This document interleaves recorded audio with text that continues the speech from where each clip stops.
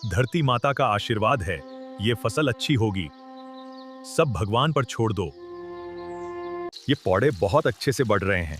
देखो कितने सुंदर लग रहे हैं। देखो मेरी मेहनत का फल कितने सुंदर और रसदार हैं। देखो कितनी मीठी फसल है। प्रकृति की सुंदरता। एक एक फल प्यार से चुना गया है। अब ये टोकरी तैयार है। अरे क्या हो रहा है? अरे मेरा बागान है। बंदर बंदर छोड़ दो उससे। ओए रुक जाओ, सब बर्बाद कर दिया। हेलो, मैं हूँ। आप तुरंत यहाँ आ जाइए, मुझे खतरा महसूस हो रहा है। पकड़ो पकड़ो पकड़ो, सबको पकड़ो, एक तरफ से पकड़ो, कोई मिस नहीं चाहिए। पकड़ो पकड़ो। दोस्तों, इतनी मेहनत की है, एक लाइक तो बनता है। चैनल को सब्सक्राइब करना मत भूलना। हल्क अब शहरों में नहीं रहता था। वह अपने गांव शांतिपुर में अपनी बड़ी बहन राधा, छोटी बहन गुड़िया और छोटे भाई मोहन के साथ रहता था। गांव वाले जानते थे कि हल्क अलग है, बहुत ताकतवर है, लेकिन दिल से बहुत अच्छा है। राधा माँ की तरह सबको संभालती थी। गुड़िया हल्क से बिल्कुल नहीं डरती थी, बल्कि उसे अपना हीरो मानती थी। मोहन हमेशा अपने भाई की तरह हल्क के पीछे पीछे घूमता रहता था। गांव वाले हल्क से काम करवाते थे, कुएं खुदवाना, टूटे रास्ते बनाना, लेकिन मन ही मन उससे डरते भी थे। एक दिन गांव पर बड़ी मुसीबत आ गई। पहाड़ के ऊपर बनी एक फैक्ट्री का जहरीला पानी नदी में मिल गया। फसलें सूखने लगी, लोग बीमार पड़ने लगे। गांव वालों ने हल्क पर ही शक करना शुरू कर दिया। उन्हें लगा कि हल्क की वजह से ये सब हो रहा है। गुस्से में आकर कुछ लोगों ने हल्क का घर जला दिया। उस रात हल्क बहुत टूट गया। उसका गुस्सा बढ़ रहा था और अगर वह चाहता तो पूरा गांव मिटा सकता था। लेकिन उसी समय उसकी छोटी बहन गुड़िया ने उसका हाथ पकड़ लिया और बोली, भैया अगर आप ही टूट गए तो हमें कौन बचाएगा। हल्क की आंखों में आंसू आ गए। उसने गुस्से को ताकत नहीं, सहन शक्ति में बदला। अगले दिन हल्क अकेले फैक्ट्री पहुंचा। उसने अपनी जान की परवाह किए बिना जहरीले टैंक तोड़े, रास्ता बदला और नदी को बचाया। जहर उसके शरीर में गया, वह बेहोश हो गया। जब हल्क को होश आया, पूरा गांव उसके पास खड़ा था।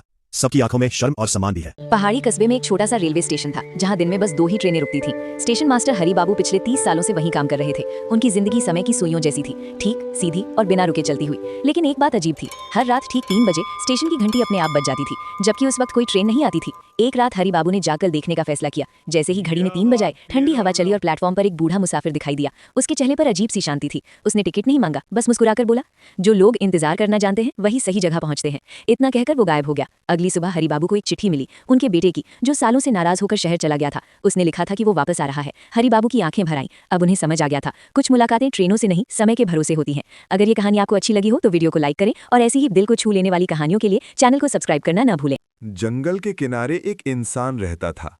एक शरारती बंदर रोज उसके घर आता।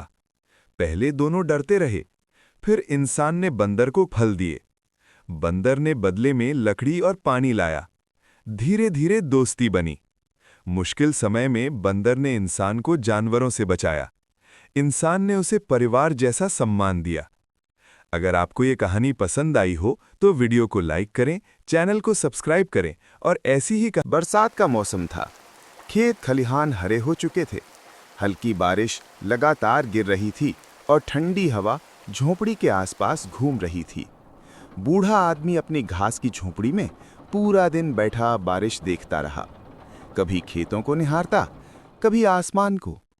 शाम होते होते बारिश थमी, सूरज निकला और बूढ़े के चेहरे पर मुस्कान आ गई। उसे उम्मीद मिल गई, कल बेहतर होगा। ऐसी और कहानियों के लिए वीडियो को लाइक करें, चैनल को सब्सक्राइब करें। किसान रोज अपने आम के पेड़ से आम तोड़ता था। एक दिन उसने देखा कि कोई आम चुरा रहा है। उसने छिपकर देखा तो पता चला कि ये कबूतर अपने आने वाले बच्चों के लिए आम ले जा रही थी। अचानक तेज बारिश हुई। किसान दौड़ा और कबूतर वो उसके अंडों को बचाया।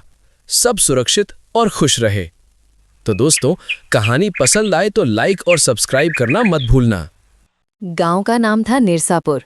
बरसों बाद रमेश शहर से अपने गांव लौटा था। शहर ने उसे नौकरी दी थी, पैसा दिया था, लेकिन सुकून नहीं। जैसे ही उसने गांव की मिट्टी पर पैर रखा, उसे बचपन की हंसी याद आ गई। पुराना बरगद का पेड़ आज भी वहीं खड़ा था। उसी के नीचे रमेश कभी अपने दोस्तों के साथ खेला करता था।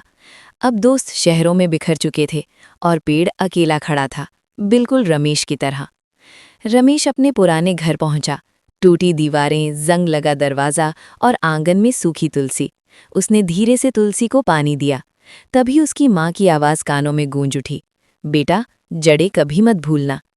अगले दिन रमेश ने फैसला किया वो शहर वापस नहीं जाएगा। उसने खेत संभाले, बच्चों को पढ़ाना शुरू किया और गांव में नई उम्मीद जगाई। चिंटू नाम का एक कुत्ता रोज सुबह दूध लेने जाता था। वो अपने छोटे साइकिल पर दूध लेकर घर लौटता। एक दिन अचानक तेज बारिश होने लगी। चिंटू दौड़ते दौड़ते फिसल गया और उसका दूध और साइकिल नीचे गिर गए। वो निराश और डर गया। तभी गांव के लोग बाहर आए और उसकी मदद की। उन्होंने दूध और साइकिल उठाए और उसे सुरक्षित घर तक पहुंचाया। चिंटू ने उनकी मदद देखकर खुशी से उछल-मुट कर ली। उस दिन उसने सीखा कि कठिन समय में दूसरों का सहारा कितना अहम होता है। मेरे प्यारे कन्हा, मेरी आँखों के तारे, कितने प्यारे हो तुम। वो देखो मक्खन, बिल्कुल। चलो उतारो। मक्खन बहुत मीठा है। हाँ, और भी चाहिए।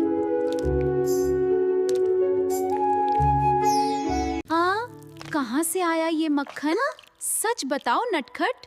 मैंने नहीं लिया मैया, मुझे नहीं पता ये कैसे आया। क्या ये संभव है? हे प्रभु, ये क्या है? मेरे कन्हैया, तू मेरा सब कुछ है। माँ,